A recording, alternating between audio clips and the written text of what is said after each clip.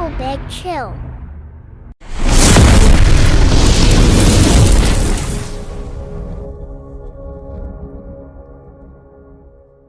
इस कहानी की शुरुआत में हमें बताया जाता है कि बहुत समय पहले स्वर्ग और पृथ्वी पर एक बड़ी आपदा आई थी जिससे दुनिया बर्बाद हो गई, जिसमें काफी लोगों की जाने गई। लेकिन फिर सभी देवता और स्पिरिट पहाड़ों पर बस गई, जिससे फिर से दुनिया में शांति बहाल हुई। फिर अब हमें एयरलांग गॉड यांग जियान को दिखाया जाता है जो अपनी उड़ने वाली शिप पर बैठा हुआ माउथ ऑर्गन बजा रहा होता है। तभी शिप का फ्यूल खत्म होने की वजह से शिप रुक जाती है। तभी यांग का साथी लेन फ्यूल लेकर आता है और शिप के इंजन में डालकर उसे वापस चालू कर देता है। फिर वो यांग के पास आकर उसे बताता है कि फ्यूल का आखिरी बैरल ही बाकी रह गया है और हमने काफी समय से कोई काम नहीं किया, जिससे हमारे पास बिल्कुल भी पैसे नहीं रहे। तभी वहाँ याओ भी आ जाता है जो इस शिप को चलाया करता था। लेन याओ को बताता है कि हमारे पुराने दिन कितने अच्छे थे जब हम गॉड होने की वजह से आसमान में कहीं भी उड़ सकते थे, लेकिन उस प्राकृतिक आपदा ने पक्षियों के अलावा सबसे उड़ने वालों की काबिलियत छीन ली। तभी उनके लिए एक लेटर आता है जिसमें यांग का डॉग जियोटियान उसके पास ले आता है, जिसमें पेंगलाई डिवाइन पैलेस ने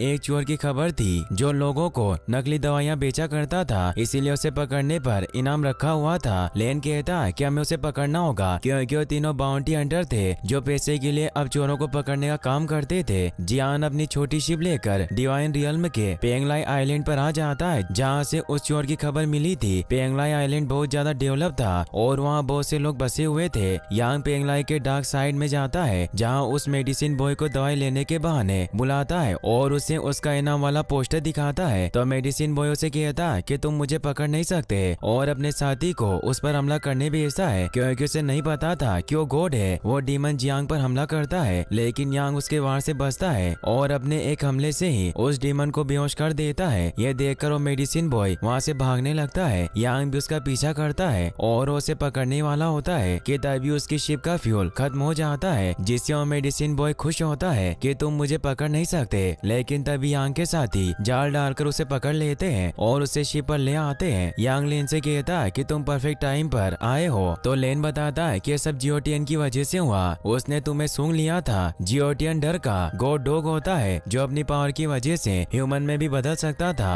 अब वो उस मेडिसिन बॉय को जेल में देकर अपने इनाम की रकम ले लेते हैं। फिर जब वो शिप पर आते हैं तो याओ यांग जियान को बताता है कि कोई तुम्हारा अंदर इंतजार कर रही है। जियांग जब अपने कमरे में जाता है तो वहाँ एक खूबसूरत लड़की उसका इंतजार कर रही थी जिसका नाम वालनू होता है। वो उसे बताती है कि मैं किसी को ढूंढ रही हूँ, इसीलिए मुझे तुम्हारी मदद चाहिए। तो यांग जियान उसे कहता है कि हम सिल्वर बाउंटी हंटर्स हैं, हम लोगों को पकड़ते हैं, उन्हें ढूंढते नहीं। तो वालनू से कहती है कि मैं भी उस लड़के को पकड़ना चाहती हूँ जिसका नाम चेन जियांग है, जिसने मेरी बहन का खजाना चुराया। वो बाओ लियान सेक्रेट लैंप था। मैं और मेरी बहन साथ बड़े हुए थे। 12 साल पहले जो महा आपदा आई तब वो गायब हो गई और उसने मुझे वो खजाना सौंपा जो हमारे परिवार की विरासत थी, इसीलिए क्या तुम मेरी मदद कर सकते हो? यांग उसे कहता है कि मैं तुम्हारी मदद कर दूंगा लेकिन तुम्हें उसकी कीमत चुकानी होगी। तो उसे कुछ सिल्वर स्टोन देती है और वहाँ से चली जाती है। वहीं हम चेन जियांग को देखते हैं जो कुछ लुटेरों की गैंग के साथ मिलकर उस फैक्ट्री पर हमला कर देता है जहाँ पर ब्लेंडेड एनर्जी को बनाया जाता था। ये वही एनर्जी थी जिससे सभी शिप चला करते थे। वो लुटेरे और चेन जियांग वहाँ मौजूद सभी गार्ड को मारने लगते हैं और पैसे लूटने लग जाते हैं, मगर चेन जियांग यहाँ पैसे लेने नहीं बल्कि वहाँ नीचे फैक्ट्री में मौजूद 7 एनर्जी चुराने आया था। इसीलिए वो नीचे फैक्ट्री में आ जाता है जहाँ एक बहुत बड़ा मोस्टर रखवाली कर रहा था जिसकी आंखें उसके हाथों में थी। उस मोस्टर को वहाँ किसी के होने का एहसास होता है, मगर चेन जियांग छिप जाता है और चुपके से उस पर अपने चाकू से हमला करके उसे मार डालता है। फिर वो एनर्जी को उस सिगरेट लैंप में भरने लग जाता है। वहीं वो लुटेरे भी सभी चीजों को लूट रहे थे लेकिन तभी वहाँ सेलेस्टियल सोल्जर आने लगते हैं, इसीलिए सभी लुटेरे वहाँ से भागने लगते हैं। चेन जियांग भी उस एनर्जी को उस बाउल में भर लेता है, मगर उस फैक्ट्री को सोल्जर ने घेर लिया था। चेन जियांग को एक आइडिया आता है और वहाँ काम कर रहे छोटे मोस्टर्स को आवाज लगा देता है क्योंकि उनसे वहाँ जबरदस्ती काम करवाया जाता था। वो छोटे मोस्टर सभी पर बाहर आकर हमला कर देते हैं, जिससे चेन मौका पाकर वायर की मदद से भागने लगता है और अपनी शिप पर आ जाता है। उन चोरों का लीडर भी चेन जियांग की मदद के लिए लिए रुकने को कहता है, मगर चेन उसे वहीं छोड़कर चला जाता है, जिससे आसमान से ही नीचे कूद जाता है, मगर सैनिक उस पर हमला करके उसे घायल कर देते हैं। वही हम डिवाइन रियल्म के पेंगलाई बंदरगाह को देखते हैं, जहां अब यांग जियान पोर्टल से ट्रेवल करके डिवाइन रियल्म के फेंगी जियान टेम्पल पर पहुंच जाता है, जिसे कैसीनो आइलैंड भी कहा जाता था। यांग अकेला कैसीनो के अंदर पहुंचता है, जहां वेटर से चेंग जियान के बारे में पूछता है, लेकिन वो कहता है कि मैंने उसके बारे में कभी नहीं सुना, और वो अंदर बैठे दो लोगों की तरफ इशारा करते हुए वहां से भाग जाता है, क्योंकि वो भी चेंज यांग को ढूंढ रहे थे। तभी यांग के पास कैसीनो मंकी आता है, जो अपने दो गोरिल्ला के साथ उसे परेशान करने लगता है और उसके सर पर लगा इसका हटा देता है और कहता है कि वास्तव में अंधा है, क्योंकि जियांग के सर पर एलोंग गोड होने की वजह से तीसरी आंख भी थी, लेकिन वो अब बंद हो चुकी थी। कैसीनो मंकी सभी को बताता है कि यह फेमस यांग जियान है। फिर वो बताता है कि 12 साल पहले देवी यांग चान, जो कि जियान की बहन थी, उसे एक इंसान से प्यार हो गया था, इसीलिए उन्होंने स्व के नियमों को तोड़कर उससे शादी की। इसीलिए यांग जियान ने उसे माउंट हुआ के नीचे कैद कर दिया। यांग चान ने पहाड़ के नीचे फंसने से प्रेशियस बाउल लैंप से खुद को बचाने की काफी कोशिश की, जिससे यांग जियान की जादुई शक्तियां गायब हो गई। यांग को इससे बहुत गुस्सा आता है, क्योंकि ये सभी बातें झूठी थी। कैसीनो मंकी से कहता है कि सालों पहले तुमने हमें गिरफ्तार किया था, जब तुम बहुत ज्यादा स्ट्रॉन्ग थे, लेकिन तुम अब कमजोर हो, इसीलिए हम तुम्हें बहुत मारेंगे, और उस पर हमला करते हैं। लेकिन यांग जियान अपने एक ही वार से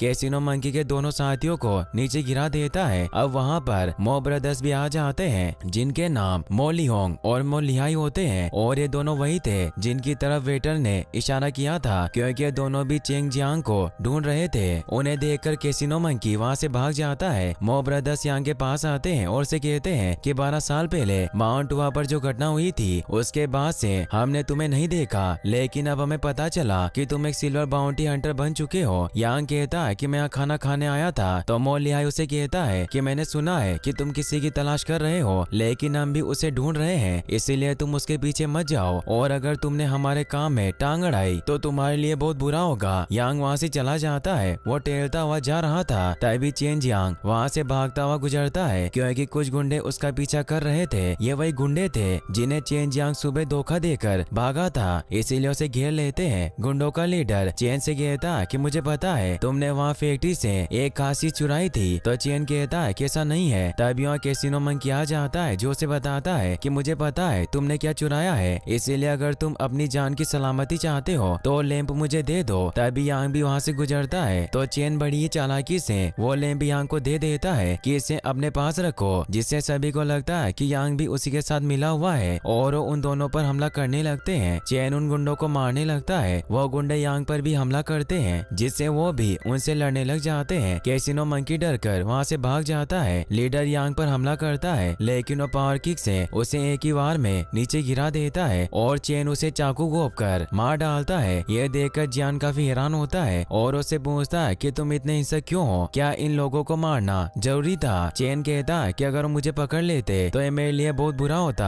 फिर वो उससे लैंप मांगता है। जियान उसे कहता है कि इसमें क्या है, तुमने मुझे अपना खजाना क्यों दिया? चेन बताता है कि मैंने ऐसा इसलिए किया ताकि उन्हें लगे कि तुम मेरे साथ हो। यांग उसे कहता है कि क्या तुम मुझे जानते हो, और अगर मैं तुम्हें यह खजाना वापस ना दूं तो तुम क्या करोगे? चेन कहता है कि मैं तुम्हें मार दूंगा। तो यांग उसे बताता है कि मैं यांग जियान हूँ, और उसे वो लैंप दे देता है। तो चेन वहाँ से जाने लगता है, लेकिन यांग उसका नाम लेता है, जिससे वो हैरान हो जाता है और उससे पूछता है कि तुम्हें मेरा नाम कैसे पता? यांग उसे बताता है कि किसी ने मुझे तुम्हारे पीछे लगाया है। तभी वहाँ कैसीनो मंकी पर कोई हमला करता है, इसीलिए चेन वहाँ से भाग जाता है। तभी वहाँ मो ब्रदर्स आ जाते हैं और उसे कहते हैं कि तुम यहाँ क्या कर रहे हो? मो लिहाई देखता है कि उन गुंडों को चाकू से मारा गया है, और यांग जियान ऐसा नहीं करता, जिससे वो समझ जाते हैं कि इन्हें चेन ने मारा होगा। यांग कहता है कि मैं उसे नहीं जानता, और वहाँ से जाने लगता है। तो मो लियोंग कहता है कि चेन जियांग तुम्हारे मास्टर यूडिंग के स्कूल से है। तो जियांग उससे हैरान रह जाता है। मो लिहाई कहता है कि अगर तुम उसके बारे में ज्यादा जानना चाहते हो तो अपने मास्टर यूडिंग से उसके बारे में पूछो। यांग डिवाइन रियल्म की जिनिक्सिया गुफा पर पहुंच जाता है, जहाँ पर ही मास्टर यूडिंग का स्कूल था, और वो वहीं रहा करते थे। यांग अपने मास्टर यूडिंग के पास पहुंचता है, जो एक पेड़ के नीचे बैठे मेडिटेशन कर रहे होते हैं। फिर वो दोनों बैठकर बातें करते हैं। मास्टर यांग से पूछते हैं कि क्या तुम्हारी तीसरी आंख अभी भी बंद है? तो यांग उन्हें बताता है कि मेरी आंख अभी भी बंद है, लेकिन अगर मैं पूरी कोशिश करूं तो इसमें एक दरार खुल सकती है, और वो उन्हें अपनी पट्टी खोलकर दिखाता है। यूडिंग बताते हैं कि इसका इलाज बहुत मुश्किल है, लेकिन शायद कोई चीज तुम्हें इसे खोलने के लिए मजबूर कर सकती है, मगर इससे तुम्हारा घाव और ज्यादा खराब हो जाएगा। फिर उसे बताते हैं कि तुम मेरे पास जब आए थे तब तुम बच्चे थे, मैंने तुम्हें अपने बेटे की तरह पाला। 12 साल पहले तुमने लोटस पीक को सील किया था, लेकिन फिर भी आपदाएं नहीं रुकी। देवताओं का क्षेत्र दिन ब दिन कमजोर होता गया और मॉन्स्टर एंड डीमन शक्तिशाली होते गए। शायद मुझसे गलती हुई और जल्दी दुनिया पर फिर से आपदा आने वाली है। तो मास्टर का शिष्य मोने कहता है कि इसमें आपकी कोई गलती नहीं है, हम सभी को दुनिया को बेहतर बनाने की पूरी कोशिश करनी चाहिए। यांग मास्टर से पूछता है कि मैंने एक आदमी से सुना कि चेन जियांग आपका शिष्य था। तो मो से कहता है कि चेन जियांग तुम्हारा भतीजा है जिसे तुम यहाँ लाए थे। यांग इससे हैरान रह जाता है कि चेन उसकी बहन का बेटा है। मास्टर उसे बताते हैं कि जब तुम उसे यहाँ लाए थे तब तुम नहीं जानते थे कि वो इतना बुरा बन जाएगा। वो बचपन में बहुत मासूम था, इसीलिए मैंने उसका नाम चेन जियांग रखा, क्योंकि वो वृक्ष की तरह बिल्कुल शांत था। मगर मैंने नहीं सोचा था कि उस लड़के की वजह से मेरा स्कूल एक देशद्रोही को प्रशिक्षित करने वाला स्कूल बन जाएगा। मो फिर यांग को नीचे तालाब के पास लेकर जाता है जहाँ उन्होंने सेकंड मास्टर को सील कर रखा था जिसे चेन जियांग ने मारा था। यांग पूछता है कि चेन ने ऐसा क्यों किया। मो कहता है कि मुझे तो पहले ही पता था कि वो बच्चा बुरा है, मगर तुमने लोटस पीक को सील करके दुनिया को बचाया, इसीलिए मास्टर यूडिंग उसे स्कूल से निकालना नहीं चाहते थे। इसीलिए इस सेकंड मास्टर ने जब उसे ट्रेन करने से मना किया तो उसने उन्हें मार दिया। यांग देखता है कि उस सेकंड मास्टर के सीने पर अजीब सा घाव है, इसीलिए वो मो से इस बारे में पूछता है। तो मो बताता है कि चेन जियांग ने शेंग गोंग बाओ के साथ मिलकर इस सेकंड मास्टर को मारा। शेंग गोंग बाओ भी दरअसल एक गॉड था जो शेप शिफ्टिंग में माहिर है। वो बताता है कि उन दोनों ने सेकंड मास्टर का जादुई खजाना भी चुरा लिया जो बाओ लियान सीक्रेट लैंप था। इससे यांग हैरान होता है। वही हम चेन जियांग को देखते हैं जो डिवाइन रियल्म के एक बार में पहुंचता है जहाँ शेन गोंग बाओ मौजूद था, मगर वो अब शराबी बन चुका था। चेन उसे लैंप दिखाते हुए कहता है कि अब मुझे आगे क्या करना है। तो गोंग बाओ से बताता है कि दिव्य ऑयल और लैंप तुमने हासिल कर लिया है, अब तुम्हें लैंप शेड को हासिल करना होगा। चेन उससे पूछता है कि यांग जियान कौन है, वो मुझे ढूंढ रहा है और वो मेरे मास्टर के पुराने शिष्यों में से एक है। गांग बाओ अपने सोल बीस्ट लोयन के पास आकर उसे बताते हैं कि यांग जियान तुम्हारा मामा है। तो इससे चेन जियांग हैरान होता है। गोंग बाओ बताता है कि तुम्हारे मामा यानी यांग ने तुम्हारी माँ को लोटस पीक पर कैद कर दिया था। उसके पास बहुत सारी नेचुरल स्ट्रॉन्ग पावर है और वो सेक्रेट लैंप की पावर से भी निपट सकता है, इसीलिए उसने इसके टुकड़े टुकड़े कर दिए थे। मगर तुम इस सेक्रेट लैंप को फिर से पूरा करके उस लोटस पीक को तोड़ सकते हो जिससे तुम अपनी माँ को बचा लोगे। साथ ही उसे ये भी बताता है कि यांग जियान भेड़ियों की झुंड की तरह है। उसने मुझे ईस्ट चाइना के एक ब्लू होल में कैद कर दिया था, इसीलिए मैं उसे बदला लेकर रहूंगा और अपनी पावर को एक्टिवेट करता है। मगर वो शराब में टल्ली होने की वजह से ठीक से खड़ा भी नहीं हो पाता और वापस बैठ जाता है। चेन उनसे पूछता है कि यांग जियान मेरा पीछा क्यों कर रहा है। गोंग बाओ बताता है कि वो तुम्हारे सेक्रेट लैंप के पीछे है और तुम्हारे भी, क्योंकि ये सेक्रेट लैंप बस तुम्हारी माँ के खून और मांस से एक्टिवेट हो सकता था, इसीलिए अब सिर्फ तुम ही उसे एक्टिवेट कर सकते हो क्योंकि तुम्हारे हाथ में तुम्हारी माँ का ब्रेसलेट है। वही हम यांग जियान को देखते हैं जो सोच में डूबा होता है क्योंकि पो ने उसे बताया कि Bao Lian secret lamp second master का था, जबकि वालू ने उसे बताया था कि उसकी बहन का था। इसीलिए उसे मिलने के लिए आइलैंड ऑफ गॉड पर पहुंच जाता है जहाँ योंग जो पैलेस में वो अपनी डांस परफॉर्म कर रही होती है। वो हाइब्रिड एनर्जी की मदद से उड़ पा रही थी। सभी उसका डांस देखकर बहुत खुश होते हैं। फिर जब वालू अपने रूम में जाती है तो वहाँ यांग भी पहुंच जाता है। वालू से पूछती है कि तुम यहाँ इस तरह अचानक क्यों आए। यांग उसे कहता है कि मुझे तुम्हारा डांस और गाना बहुत अच्छा लगा और पिछली बार जब मैंने तुम्हें देखा था तो मुझे ऐसा लगा जैसे मैंने पहले भी तुम्हें कहीं देखा हो। वालू से कहती है कि शायद तुमने मुझे सपने में देखा होगा।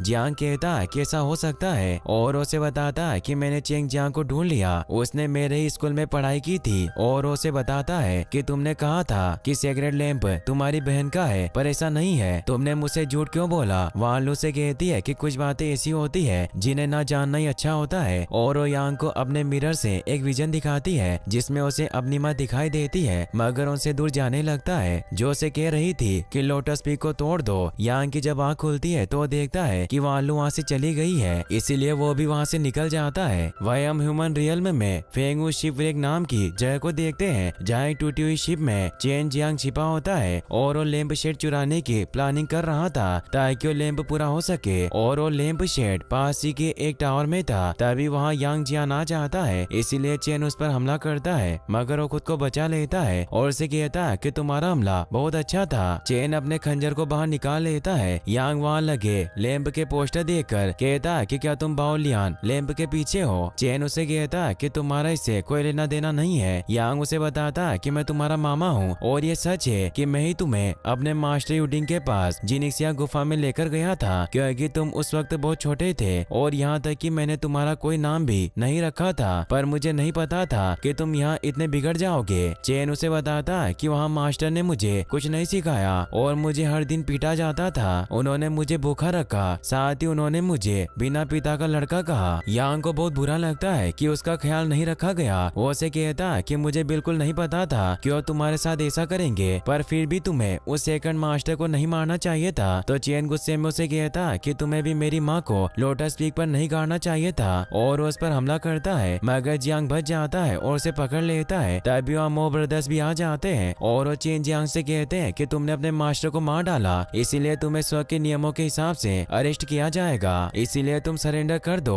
यांग चेन को छोड़ देता है और उसे वहाँ से भागने देता है ताकि वो मो ब्रदर्स उसे पकड़ न सके। मो ब्रदर्स उस जगह को बर्बाद कर देते हैं, मगर चेन वहाँ से पानी में भाग जाता है। यहाँ जियान बाहर आता है और उसे लैंप शेड की ड्राइंग दिखाई देती है जिसकी लोकेशन को उसमें पॉइंट किया हुआ था, इसीलिए उसे अपने पास रख लेता है। मो ब्रदर्स यांग जियान पर गुस्सा करते हैं कि तुमने चेन को भागने दिया, इसीलिए अब हमें तुम्हें पकड़ कर ले जाना होगा। यांग जियान उन्हें कहता कि अभी मुझे एक मामला सुलझाना है, उसके बाद मैं खुद को तुम्हें सौंप दूंगा। तो गुस्से में मो ब्रदर्स अपनी पावर से उस पर हमला करने लग जाते हैं। यांग जियान भी उन पर हमला करता है और वहाँ से भागने लग जाता है, मगर तभी एक जायंट वीजल उस पर हमला करके उसे दबोच लेता है, जिससे मो लियोंग अपनी पावर से यांग जियान को पकड़ लेता है और अब वीजल भी छोटा हो जाता है जो मो लिशिओ का सोल बीस्ट था। मो लिहाई यांग जियान से कहता कि तुम भी चेन के साथ मिले हुए हो और उसे जेल में डलवा देते हैं। मेडिसिन बॉय वहाँ यांग जियान को देखकर बहुत हैरान होता है। मेडिसिन बॉय यांग जियान को कहता है कि मैं तुमसे कोई बदला नहीं लेना चाहता, हम दोनों को यहाँ से बाहर निकलने का कोई रास्ता ढूंढना होगा, मगर यांग जियान उसका कोई जवाब नहीं देता। तभी उसके साथ ही अपना शिप लेकर वहाँ जाते हैं और उस सेवन जेल पर हमला कर देते हैं, जिससे वहाँ मौजूद बीस्ट जाग जाता है। मेडिसिन बॉय जहाज देखकर समझ जाता है कि वो यांग जियान को छुड़ाने आए हैं। अब यांग जियान अपनी पावर से जेल के बाहर हाथ निकाल लेता है और जेलर पर हमला करके चाबी से गेट खोल देता है। वो मेडिसिन बॉय को कहता है कि तुम भी मेरे साथ चल सकते हो। फिर वो वहाँ से निकलने लगते हैं। जेल में मौजूद बीस्ट यांग जियान के साथियों के ऊपर अटैक करने लगता है, लेकिन यांग जियान अपने जादुई कोइन से उस बीस्ट का ध्यान भटकाता है और शिप पर पहुंच जाता है। वो मेडिसिन बॉय को भी अपने साथ जाल में ले लेते हैं। वो बीस्ट उन पर अपनी फायर पावर से हमला करता है, लेकिन यांग का डॉग जियोटियन वहाँ अपनी पावर से उनके हमले को बेअसर कर देता है और वो सभी वहाँ से सेफली निकल जाते हैं। वही हम डिवाइन रियल्म के द क्लैरिटी टावर ऑफ फेंगी को देखते हैं, जहाँ लैंप शेड रखा हुआ था, जिसे हासिल करने के लिए चेन जियांग शेन गोंग बाओ के साथ वहाँ पहुँच जाता है। गोंग बाओ चेन को बताता है कि इस टावर में लैंप शेड का यूज लाइट के तौर पर किया जाता है ताकि यात्री को रास्ता दिखाया जा सके। फिर वो उस टावर में पहुँच जाते हैं जहाँ लैंप शेड की रखवाली मॉल लिंकिंग कर रहा होता है। गोंग बाओ से देखकर खुश होता है क्योंकि उसका दोस्त था, लेकिन मॉल लिंकिंग उसे कहता है कि मैं कल से इस हत्यारे लड़के का इंतजार कर रहा था कि यहाँ जरूर आएगा। जोंग बाओ से कहता है कि तुम जानते हो कि जो हुआ पर्वत में कैद फिनिक्स एक दिन जरूर मुक्त हो जाएंगे। मॉल लिंकिंग कहता है क्या मो ब्रदर्स उन दोनों को आने से रोकने में लगे हुए हैं, क्योंकि अगर फिनिक्स आजाद हुए तो इस दुनिया में फिर से कियोस मच जाएगा, इसीलिए मैं तुम्हें ये लैंप शेड नहीं लेने दूंगा। गोंग बाओ कहता है कि तुम मुझसे लड़ना चाहते हो और अपनी तलवार निकालकर उस पर हमला करने आता है, मगर जोंग बाओ अपनी शराब की बोतल की वजह से ठीक से लड़ नहीं पाता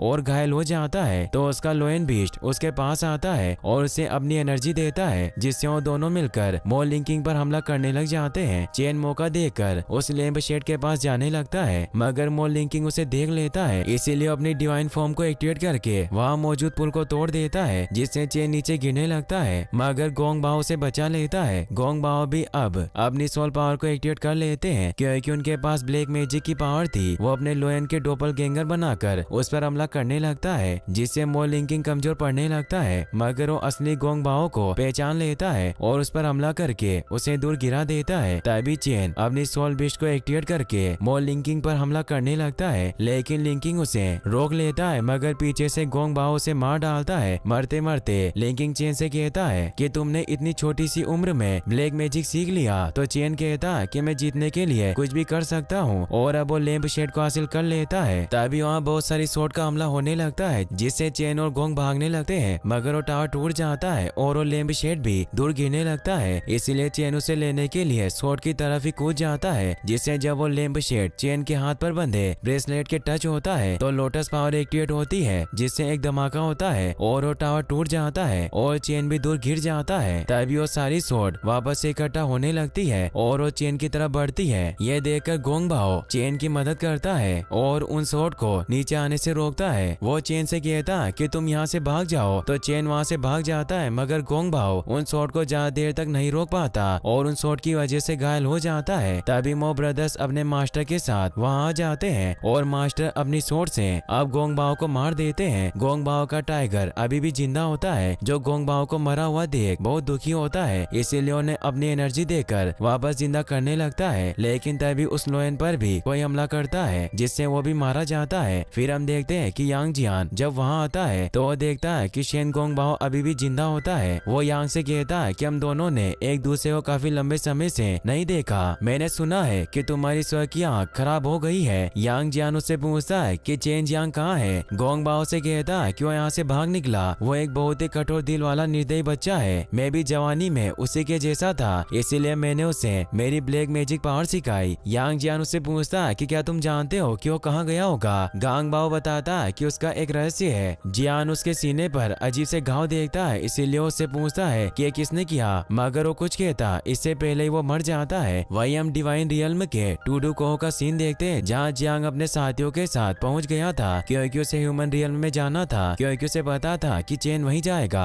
इसीलिए वो पोर्टल को खोलने के लिए एक आदमी के पास आए थे, जो जियान को अपनी बट्टी चलाकर पोर्टल से इंसानों के लोक में भेज देता है, जिससे जियांग ह्यूमन रियल्म के चांगंग इलाके में पहुंच जाता है। मगर वो देखता है कि वो गाँव पूरी तरह से बर्बाद हो चुका है और ये सब सालों पहले हुए स्व की लड़ाई की वजह से हुआ था। वहीं चेन जियांग लिशान में वानलू के पास पहुंच जाता है। वो लैंप और लैंप कवर को जोड़कर उस बाओलियन लैंप को पूरा कर लेते हैं, जिससे वो एक्टिवेट हो जाता है और कई सारे फिनिक्स बर्ड उसके ऊपर उड़ने लग जाते हैं। ये देखकर चेन वानलू से पूछता है कि ये सब क्या है। तभी वानलू यांग जियान को बुलाती है, क्योंकि उसे एहसास हो गया था कि वो भी वहीं छिपा हुआ है। इसीलिए उसे कहती है कि अब जब तुम यहाँ आई गए हो तो चेन को इस लैंप का असली काम बताओ। यांग जियान नीचे आ जाता है। यांग उसे बताता है कि वह पर्वत का लोटस पीक फिनिक्स का घोंसला है, जहाँ महान अग्नि आत्माओं के रूप में फिनिक्स रहती है, जिनमें इस अर्थ को तबाह करने की शक्ति है। अगर उन्हें लोटस पीक से आजाद कर दिया जाए तो ये पूरा ब्रह्मांड बर्बाद हो जाएगा। देवी नोवा यानी मेरी माँ ने ये लैंप तुम्हारी माँ को दिया था ताकि तुम्हारी माँ लोटस पीक की रखवाली कर सके, लेकिन 12 साल पहले फिनिक्स की संख्या काफी बढ़ने लगी थी, जिससे बाओलियन लैंप की पावर भी उन्हें रोक नहीं पा रही थी। इसीलिए मेरे मास्टर ने मुझे मेरी बहन की सहायता करने भेजा, लेकिन फिनिक्स की शक्ति बहुत पावरफुल थी, जिससे वो बाओलियन लैंप टूट गया। फिनिक्स आजाद होने लगे, मगर तुम्हारी माँ ने उन्हें रोकने के लिए लोटस पीक में छलांग लगा दी और मुझसे कहा कि तुम्हारा ख्याल रखना,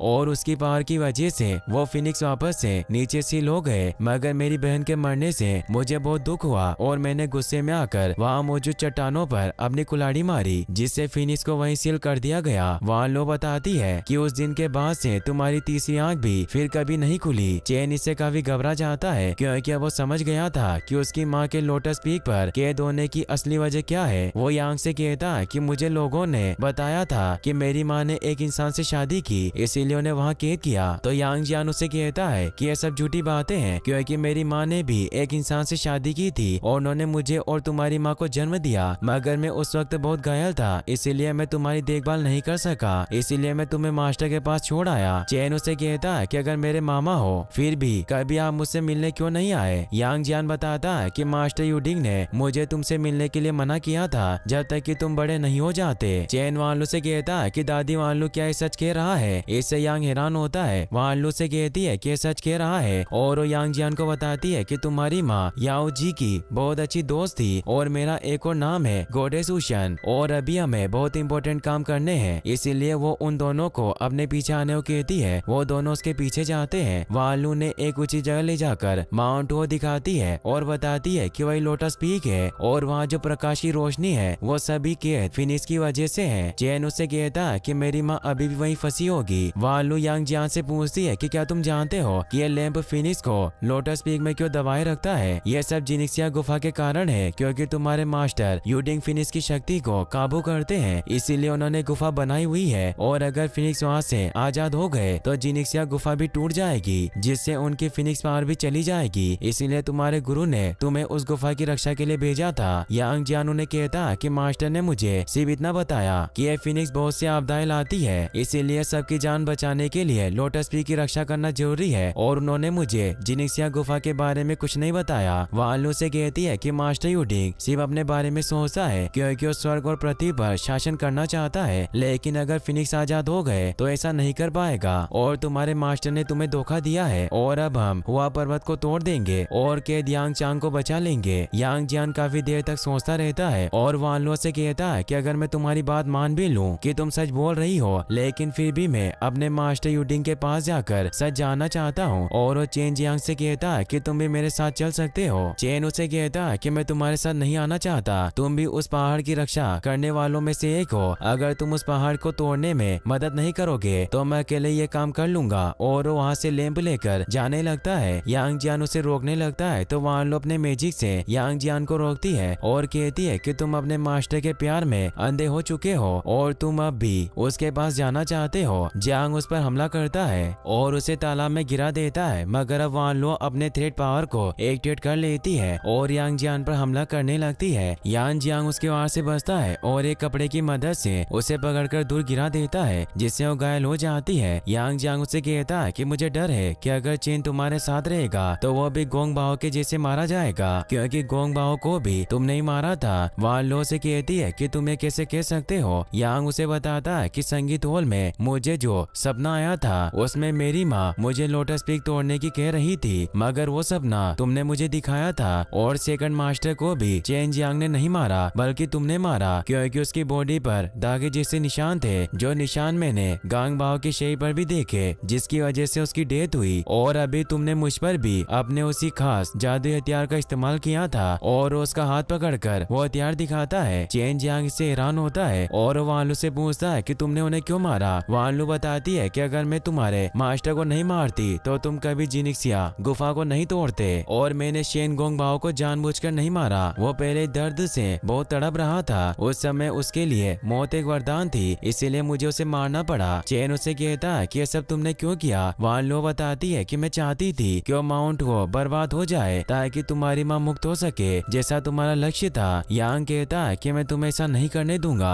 और अपनी पावर को एक्टिवेट कर लेता है। यह देखकर चेन यांग को रोकने के लिए अपने ब्रेसलेट से उस लैंप को एक्टिवेट कर लेता है। यह देखकर वानलो वहाँ से भाग जाती है। चेन अपनी सोल पावर से यांग के ऊपर हमला करने लगता है, मगर यांग उसके वार से बचता है और उसके ब्रेसलेट से वो लैंप अलग कर देता है। चेन काफी कमजोर होकर बेहोश हो जाता है। चेन की जब आँख खुलती है तो वो देखता है कि यांग उसके सामने बैठा हुआ था। चेन देखता है कि लैंप उसके पास ही है, लेकिन उसका ब्रेसलेट गायब है, इसीलिए यांग से कहता है कि उसे मुझे वापस दे दो। यांग उसे कहता है कि बहुत गर्म हो गया था, इसीलिए मैंने इसे निकाल लिया। चेन उसे कहता है कि हमेशा मेरी कलाई से बंधा हुआ था, इसीलिए कोई इसे खोल नहीं पाया, तो तुमने इसे कैसे खोल लिया। तो यांग उसे कहता है कि शायद ये हम दोनों के खून के रिश्ते की वजह से है, और इस ब्रेसलेट को तुम्हारी माँ ने कूदने से पहले अपने बालों से बनाया था और कहा था कि इसे मैं तुम्हें दे दूं। चेन उसे वापस अपने हाथ में बांध लेता है। यांग कहता है कि अब हमें हुआ पर्वत पर जाना होगा, और वो आगे बढ़ने लगता है। इससे चेन हैरान होता है कि यांग उसका साथ दे रहा है और अब वो भी उसके साथ आगे बढ़ने लगता है। यांग तेजी से आगे बढ़ रहा था और ये सब उसकी 9 रेओल किंग स्किल की वजह से था। धीरे धीरे चेन भी यांग के कदमों पर चलकर 9 रिवॉल्विंग स्किल को सीख जाता है। यांग भी इसे सीखने में उसकी मदद करता है और अब धीरे धीरे चेन भी यांग को पसंद करने लगता है कि वो ऐसे काफी दिनों तक चलते रहते हैं। और अब वो फाइनली हुआ पर्वत पर पहुंच जाते हैं जहाँ चेन की माँ रहा करती थी। उस घर में चेन को अपने बचपन की यादें याद आती है और जब वो झूले में खेला करता था। फिर वो दोनों आगे बढ़ते हैं। यांग एक सीक्रेट दीवार से लोटस पीक पर जाने का दरवाजा खोलता है, जिससे वो पूरी जगह बदल जाती है। उस रास्ते में बहुत सारी मूर्तियां लगी हुई थी। लोटस पीक पर उन्हें फिनिक्स दिखाई देती है जो वहाँ सील थी, और वहाँ यांग को अपनी कुल्हाड़ी नजर आती है जिसने उसने पहाड़ों को तोड़ दिया था। तभी उन्हें वहाँ ब्रिज पर वानलू दिखाई देती है, इसीलिए यांग चेन को वहीं रुकने को कहता है और खुद उसके पास जाने लगता है। वानलू बंधी हुई थी, वो उसे कहती है कि सब मास्टर यूडिंग की चाल है और उसे भागने को कहती है। यांग देखता है कि वो स्वर्गीय धागे से बंधी हुई है, इसीलिए भागने लगता है, मगर तभी वो जगह कांच की तरह टूटने लगती है क्योंकि वो एक ताइजी डायग्राम था। चेन भी उस डायग्राम में फंसने लगता है, लेकिन इससे पहले ही वो दूर कूद जाता है, मगर यांग उस पेपर में कैद होता है। तभी वहाँ मूर्तियों से मो ब्रदर्स भी बाहर निकल आते हैं जो वही छिपे हुए थे और वो चेन को पकड़ लेते हैं। मो ब्रदर्स बातें करते हैं कि केवल ये स्क्रॉल ही यांग जियान को कैद कर सकते थे क्योंकि उसकी इच्छाओं को प्रकट करेगा। अब वहाँ मास्टर यूडिंग भी आ जाते हैं। यांग जियान उस डायग्राम की वजह से कई सारे आयामों से गुजरता है। फिर उसे अपने बचपन का किस्सा याद आता है। जब वो छोटा था तो उसकी माँ लोटस पीक को बचाने की वजह से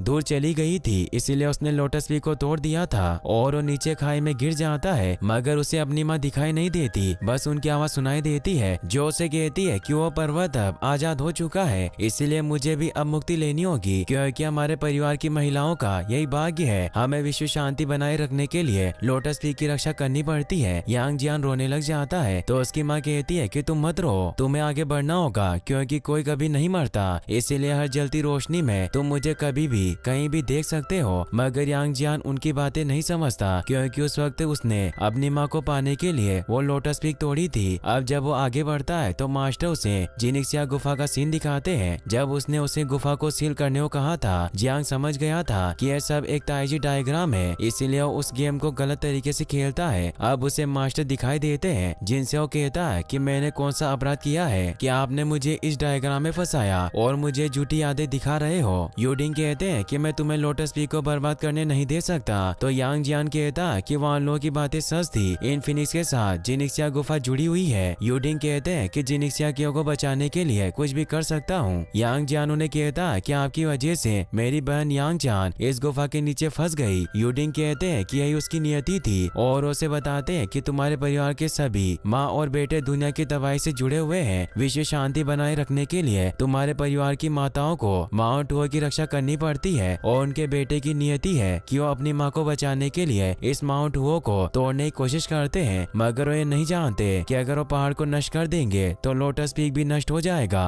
और फिनिक्स उड़ जाएंगे, जिससे हर जगह आपदा और अराजकता पैदा होगी। और पिछली बार जब तुमने अपनी माँ को बचाने के लिए ऐसा किया था तो बहुत तबाही हुई थी और इस बार चेन जियांग अपनी माँ को आजाद करने के लिए इस पहाड़ को तोड़ना चाहता है। यांग जियान हंसता हुआ कहता है कि जब मैं अनाथ था तो आपने मुझे पाला और एक छात्र की तरह पढ़ाया और हर तरह की मिस्टिकल आर्ट्स और टेक्निक सिखाई, मगर जब चेन जियांग को मैंने आपके पास छोड़ा तो आपने उसे कुछ नहीं सिखाया ताकि वो माउंट ओ को ना तोड़ सके। यूडिंग कहते हैं कि तुम्हारी बातें सच है, मगर मैं तुम्हारी माँ की तरह ही शांति बनाए रखना चाहता हूँ। वहाँ यूडिंग से कहती है कि तुम्हारी जिनिक्सिया केव नष्ट होकर रहेगी क्योंकि अब फिनिक्स की शक्ति बढ़ गई है और तुम जिनिक्सिया गुफा को नष्ट इसीलिए नहीं होने देना चाहते हो क्योंकि उसका जीवन तुम्हारी लाइफ के साथ जुड़ा हुआ है। यूडिंग बताते हैं कि ये सच है और माना कि मैं गलत हूँ, लेकिन मैं इस गुफा को नष्ट नहीं होने दूंगा। यांग जियान काफी दुखी होता है कि मास्टर ने उसे धोखा दिया और अब वान लो और चेंग को भी स्क्रॉल में डाल देते हैं ताकि उन तीनों को मार सके। और अब मो लियोंग अपने सुरों की पावर से उन तीनों पर हमला करने लग जाता है। यांग जियान उन हमलों से बचता है और अब चेन खुद को बचाने के लिए उस दिव्य लैंप की पावर को एक्टिवेट कर लेता है, मगर इससे उसे बहुत दर्द हो रहा था। यांग और वान लो भी उसकी मदद करते हैं जिससे वो मो ब्रदर्स के हमलों को रोक पा रहे थे। तभी उस डायग्राम में फिनिक्स बर्ड का पंख टकराता है जो डायग्राम से भी आर पार हो रहा था। इससे यांग जियान समझ जाता है कि वो फिनिक्स के जरिए बाहर निकल सकता है, इसीलिए वो चेन जियांग को छोड़कर नीचे की तरफ भागता है। मो ब्रदर्स उसे रोकने की कोशिश करता है, मगर उनके वार से बचता हुआ फिनिक्स के पंख को पकड़ लेता है और अब वो ध्यान लगाकर अपनी तीसरी आंख भी खोल लेता है जिससे वो डायग्राम से बाहर निकल आता है। वो मास्टर यूडिंग से कहता है कि अब मैं तुम्हारी गलतियों के लिए तुम्हें माफ नहीं करूंगा